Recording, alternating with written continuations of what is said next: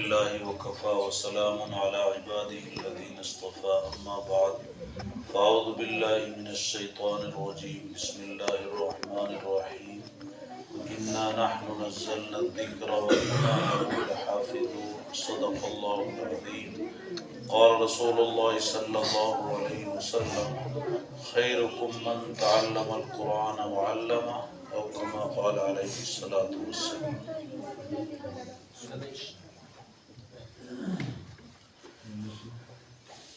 حضرات علماء کرام اور میرے محترم بزرگوں اور دوستوں اور اس مکتب کے بچوں اور بچیوں اور جہاں تک میری آواز پہنچ رہی ہے میری ماں اور بہن، مجھ سے پہلے ہمارے عزیز مفتی زبیر صاحب کا بیان ہو چکا، پھر ہمارے رفیق محترم جو اپنے مجلس کے صدر ہیں ان کا بیان بھی ہو چکا، اور طلباء نے ایسے ایسے بیانات پیش کیے ہیں بچے اور بچیوں نے کہ اگر ان پہ عمل کیا جائے تو اب بیان کی ضرورت بھی نہیں۔ بس ٹھیک ہے، بڑوں کا حکم ہے تو میں آپ حضرات کے سامنے حاضر ہو گیا ہوں۔ اللہ تعالی عمل کی نیت سے کہنے اور سننے کی توفیق عطا فرمائے۔ ہم سب لوگ سعادت مند ہیں کہ اللہ تعالیٰ نے ہم کو ایک ایسی مجلس میں بیٹھنے کی توفیق عطا فرمائی جس میں 7 معصوم بچیوں نے اور ایک بچے نے پورا قرآن پاک الف لام میم سے لے کے من الجنت والناس تک مکمل فرمایا۔ حدیث میں آتا ہے کہ اگر ایک بھی قرآن پاک کی تکمیل ہوتی ہے، قرآن پاک مکمل ہوتا ہے تو اس موقع پہ دعائیں قبول ہوتی ہیں، اور یہاں تو تقریباً 7 بچیاں اور ایک بچہ، 8 بچے بچیوں نے قرآن پاک مکمل کیا ہے۔ مجھے کوئی لمبا چوڑا بیان نہیں کرنا ہے، حضرت مولانا رشید احمد صاحب بھی جماعت میں جا کے سیکھ جاتے ہیں، لیکن یہ جو آدھی عمر ہے وہ محروم جاتی ہے۔ پھر فرمایا کرتے تھے اپنے بیان میں کہ جس باپ نے اپنی بچی کو قرآن پاک پڑھایا اور اس کی شادی کے موقع پہ اس کے جہیز میں صرف قرآن پاک دیا اور کچھ بھی نہیں دیا، اس باپ نے اپنی بچی کو سب کچھ دے دیا۔ اور جس باپ نے اپنی بچی کو لاکھوں کا جہیز دیا اور اس نے اپنی بچی کو علم دین نہیں پڑھایا، قرآن پاک نہیں پڑھایا، تو اس باپ نے اپنی بچی کو کچھ بھی نہیں دیا۔ امام شافعی رحمت اللہ علیہ کے زمانے میں ایک شخص کی اولاد نہیں ہوتی تھی۔ بہت برسوں کے بعد جب اس کی بچی ہوئی تو اس نے مارے خوشی کے یوں کہہ دیا کہ میں اس کو اتنا بڑا جہیز دوں گا اور اتنی اس کی شادی کے موقع پہ ایسے ایسے انعامات دوں گا جو سب سے زیادہ ہوں گے۔ اب بچی کچھ بڑی ہونے لگی، اس شوق میں تو قسم تو کھا لی، بات تو کہہ دی، لیکن جب معلوم کیا کہ بھئی اس کی بچی کی شادی ہوئی تو 2 لاکھ کا دیا تھا، تو میں 3 دو زیادہ ہوتا، اتنے میں کسی نے کہا اس نے 3 کا دیا تھا، اس نے 5 کا دیا تھا۔ اب جہاں بھی جائے فکر بڑھنے لگ گئی۔ کسی نے کہا کہ بھئی آپ ایسا کیجئے، علماء کے پاس جائیے۔ اور دوستو یاد رکھیے، جو بھی پریشانی آتی ہے، جو بھی مصیبت آتی ہے، ایسے موقع پہ علماء سے رابطہ کرنا چاہیے کہ اللہ کا کیا حکم ہے، جو ہمیں پیدا کرنے والا ہے، جو موت اور زندگی کا مالک ہے، اس کا کیا حکم ہے، اور رسول پاک صلی اللہ علیہ وسلم کا کیا طریقہ ہے، تو اس سے ہمارے مسائل حل ہو جاتے ہیں۔ کسی نے کہا بھی آپ امام شافعی رحمت اللہ علیہ ان کے پاس چلے جاؤ، ان کے پاس جا کے پوری بات کہی تو مختصر یہ کہ انہوں نے عرض کیا کہ بھئی آپ ایسا کیجئے، آپ اپنے بچی کو قرآن پاک پڑھا دیجئے اور اس کے جہیز میں قرآن پاک دے دیجئے۔ آمنہ کے در یتیم حضرت محمد عربی صلی اللہ علیہ وسلم کی حدیث ہے، جس کو قرآن پاک مل گیا اس کو دنیا اور آخرت کی سب سے بڑی دولت مل گئی۔ تو آپ قرآن پاک دے دیں گے تو آپ سب سے بڑی دولت اس کو دے دیں گے۔ اور دیکھیے دوستو، ہم لوگ دنیا میں نہ ہمیشہ رہے ہیں نہ رہے ہیں۔ حضرت مرحوم صدر صاحب رحمت اللہ علیہ پھر یوں اس کی مثال دیتے تھے کہ اگر آپ نے اپنی بچی کو لاکھوں کا جہیز دیا اور دینے کے بعد اب تو اور نئے واقعات پیش آنے لگ گئے، اللہ تعالیٰ حفاظت فرمائے، لیکن موت ہو جاتی ہے تو پھر وہ جہیز یوں کا یوں پڑا رہتا ہے، اور بعض مرتبہ وہ جو لاکھوں کا جو جہیز دیا ہے وہ دونوں خاندانوں میں آپس میں ٹکراؤ کا باعث بن جاتا ہے۔ اور اگر ہم نے اپنی بچی کو قرآن پاک دے دیا اور دینے کے بعد ہم لوگ دنیا سے چلے جائیں گے، یہ بچیاں اپنے سسرال چلی جائے گی۔ جب یہ سسرال جائے گی اور صبح یہ بچیاں اٹھے گی، اٹھنے کے بعد وضو کرے گی، نماز پڑھے گی، اور جب قرآن پاک لینے کے لیے اپنے ہاتھ کو بڑھائے گی تو اس بچی کے سامنے اپنے بچپن کا پورا زمانہ آ جائے گا۔ اس بچی کے ذہن میں وہ بات آئے گی کہ میں جب صبح اٹھتی تھی تو میری ماں مجھے مکتب میں جانے کے لیے میرے لیے ناشتے کا انتظام کرتی تھی، مجھے نہلاتی تھی، مجھے اچھے کپڑے پہناتی تھی، اور میری ماں کہتی تھی بیٹی مکتب میں جا۔ میرے مرحوم باپ دروازے پہ منتظر رہتے تھے، انتظار کرتے تھے کہ میری بیٹی اب مکتب میں جانے والی ہے۔ اس کے سر کے اوپر شفقت اور محبت برا ہاتھ پھیرتا تھا اور کہتا تھا بیٹی جا، اللہ کا قرآن پڑھ تاکہ تیری دنیا بھی سنور جائے اور آخرت بھی سنور جائے۔ میرے فلاں مکتب میں فلاں استاد سے پڑھی تھی، میرے استاد نے ایک ایک لفظ پڑھانے میں میرے اوپر کتنے گھنٹوں صرف کیے۔ اب یہ بچی کا نہ استاد دنیا میں موجود رہا ہے، نہ اس کی ماں موجود رہی ہے، نہ باپ موجود رہا ہے۔ یہ بچی قرآن پاک کی تلاوت کرتی ہے، اور جب تلاوت سے فارغ ہوتی ہے برستی ہوئی آنکھوں سے آنسو ٹپکاتی ہوئی یوں کہتی ہے الہ العالمین، میں نے جو قرآن پاک کا حصہ پڑھا ہے اس میں میرے ماں کی بڑی قربانی ہے، اس میں میرے باپ کی بڑی قربانی ہے۔ انہوں نے کیسے کیسے کام دھندے، ٹوبیل کا، مویشی کا اور بہت سے کام تھے، لیکن کبھی بھی ہم کو مکتب میں جانے سے روکا نہیں، ہر موقع پہ ہمیں مکتب پہ بھیجا۔ اللہ، میں نے جو قرآن پاک پڑھا ہے اس کا ثواب میری مرحومہ ماں کی روح کو اور میرے مرحوم باپ کی روح کو اور میرے شفیق مرحوم استاد کی روح کو اس کا ثواب عطا فرما۔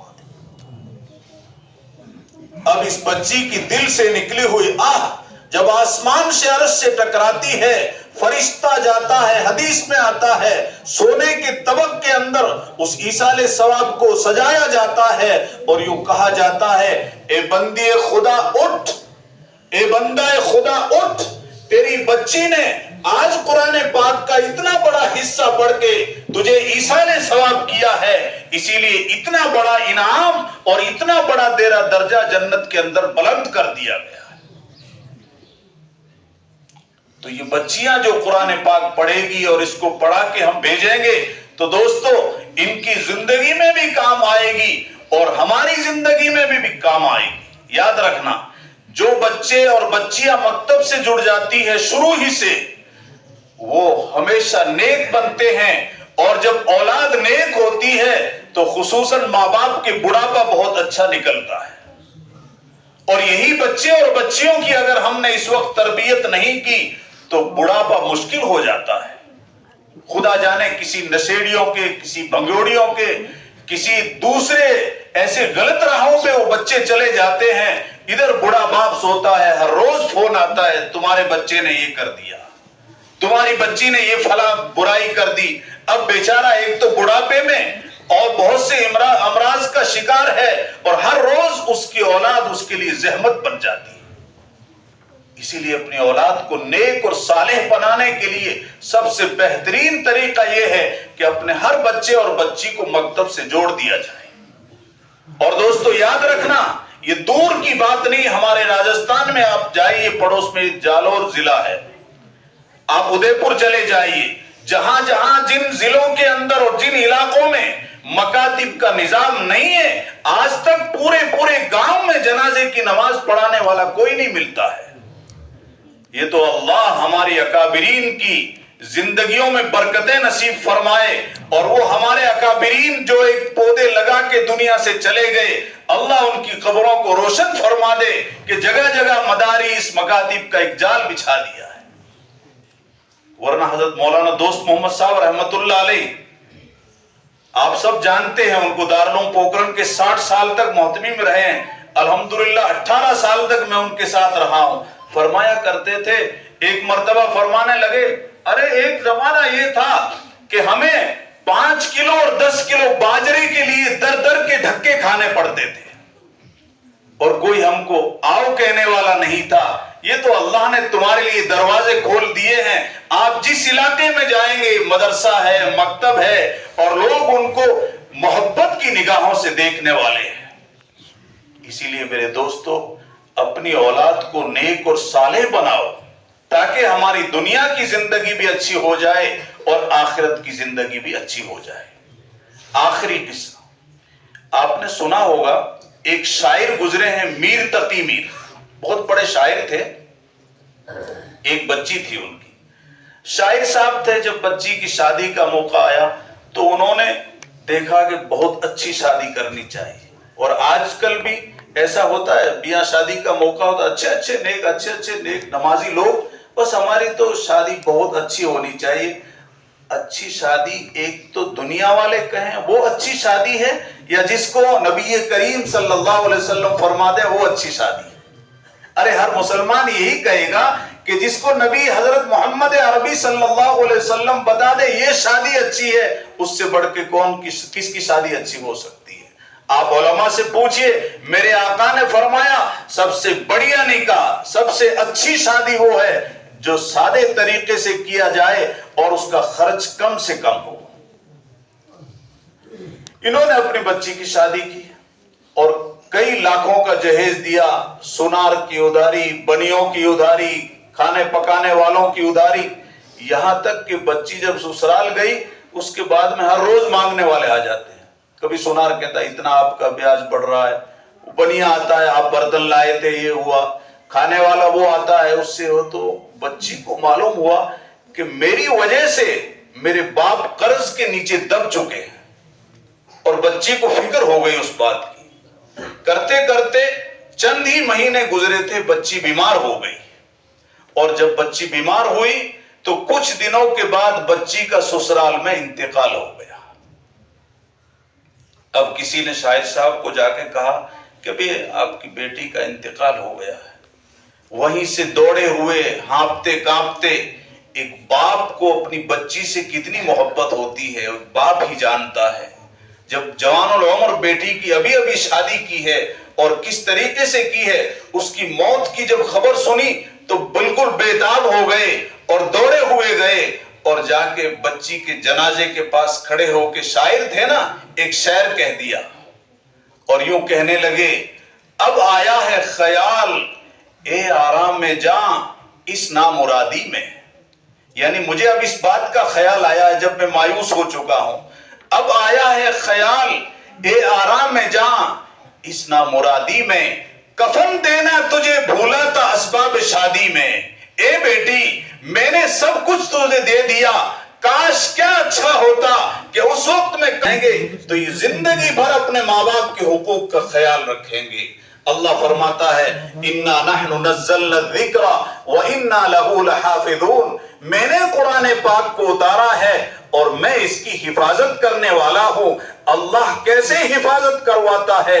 ایسے معصوم بچے اور بچیوں سے حفاظت کروا لیتا ہے۔ دنیا کی کوئی طاقت، ابھی قاری صاحب آپ سے بتا رہے تھے، اسلام مٹنے کے لیے آیا ہی نہیں ہے۔ جو اسلام اور قرآن کو مٹانے کے لیے آئے ہیں وہ مٹ گئے ہیں، لیکن اسلام زندہ ہے اور قیامت تک زندہ رہے گا۔ لیکن شرط یہ ہے، ہمیں چاہیے کہ ہمیں اس کی قدر کر لینی چاہیے کہ اللہ نے ہمیں اسلام سے جوڑا ہے، اللہ نے ہمیں قرآن پاک سے جوڑا ہے۔ پھر میں نے نبی کریم صلی اللہ علیہ وسلم کی حدیث پڑھی تھی، خیرکم من تعلم القرآن وعلمہ، او کما قال علیہ الصلوۃ والسلام۔ اس روئے زمین کے اوپر، اس آسمان کے نیچے اور اس دھرتی کے اوپر سب سے بہترین، سب سے اچھے لوگ وہ ہیں جو قرآن پاک کو سیکھتے اور قرآن پاک کو سکھاتے ہیں۔ اللہ تعالی ہم سب کو زندگی کے آخری سانس تک قرآن پاک سیکھنے اور سکھانے کے لیے قبول فرما لے، کیونکہ میرے آقا نے خوشخبری دی ہے، میرے آقا نے خوشخبری دی ہے، خبری ہو جو سیکھتے ہیں اور قرآن پاک کو سکھاتے ہیں اور جو اس کے اندر لکھا ہوا ہے اس پہ عمل بھی کرتے ہیں، میرے آقا نے فرمایا میں اس کو جنت میں لے جانے کی ذمہ داری لیتا ہوں اور میں ان کا رہبر بنوں گا۔ اللہ تعالیٰ نبی کریم صلی اللہ علیہ وسلم کی سفارش ہم سب کے حق میں قبول فرمائے۔ اور آخر میں اس مکتب کے استاد محترم کو مبارکباد دیتا ہوں۔ صبح ہم جلدی آ گئے تھے، قاری صاحب کے ہمراہ ہم لوگ آئے تھے اور حافظ صاحب کے وہاں مکان میں بیٹھے ناشتہ کر رہے تھے۔ بچوں نے قرآن پاک کی جو تلاوت شروع کی ہے، جو کانوں میں ہمارے پڑی ہے، الحمدللہ معصوم بچے جب اللہ کا قرآن، ارے جن بچوں کے حاشیہ دماغ میں گناہوں کا تصور بھی نہیں ہے، گناہ کرنا تو دور کی بات ہے، جن کے دماغوں میں گناہ کرنے کا خیال ہی نہیں ہے، ایسی زبانوں سے جب اللہ کا قرآن پڑھا جاتا ہے تو وہ اپنے اندر ایک تاثیر رکھتا ہے۔ بہت خوشی ہوئی، بچے اور بچیاں بہت بہترین قرآن پاک پڑھ رہی ہے۔ اللہ جزائے خیر عطا فرمائے استاد محترم کو۔ اور میں بچوں اور بچیوں کو بھی مبارکباد دیتا ہوں کہ بچیاں بڑی جرأت کے ساتھ، بچے بہت ہمت اور بلند آواز کے ساتھ آپ کے سامنے الگ الگ موضوع پہ بیان کر رہے تھے۔ یہ کوئی کم بات نہیں ہے، گھنٹوں صرف ہوتے ہیں جب یہ بچہ جا کے تیار ہوتا ہے۔ آپ میں سے بہت سے نماز پڑھتے ہیں اور پڑھتے پڑھتے آپ کو ایک زمانہ گزر چکا ہے، ابھی آپ کو یہ کہا جائے کہ ذرا آپ آئیے اور مائک کے اندر آپ سورہ دعائے قنوت سنا دیجیے جو وطروں کے اوپر پڑھنے والی ہے۔ آپ 50 سال سے پڑھ رہے ہیں، 60 سال سے پڑھ رہے ہیں، لیکن جب آپ کا نام بولا جائے گا تو آپ کا پسینہ وہیں سے شروع ہو جائے گا اور پاؤں لڑکھڑا جائیں گے اور یہاں آئیں گے تو آپ کی زبان بھی کام نہیں کرے گی۔ لیکن دیکھیے معصوم بچے اور بچیاں آپ کے سامنے کس طرح اپنا پروگرام پیش کر رہی تھی۔ میں ان بچے اور بچیوں کو مبارکباد دیتا ہوں، اور کیوں نہ قابل مبارکباد بنے یہ استاد اور یہ بچے اور بچیاں، کیونکہ ان میں آپ کی بہت بڑا عمل دخل ہے۔ آپ بچے اور بچیوں کو وقت پہ یہاں بھیجتے ہیں، آپ استاد محترم کی تنخواہوں کا خیال رکھتے ہیں، آپ ہر موقع پہ استاد کے دل کو جیتتے ہیں، اسی لیے استاد بھی دل سے محنت کرتا ہے، اسی لیے آپ تمام اہل بستی مبارکباد کے قابل ہیں۔ اللہ تعالیٰ اس مکتب کا اور تمام Thanks for watching. Don't forget to like, comment, share and subscribe to Al Wahid channel.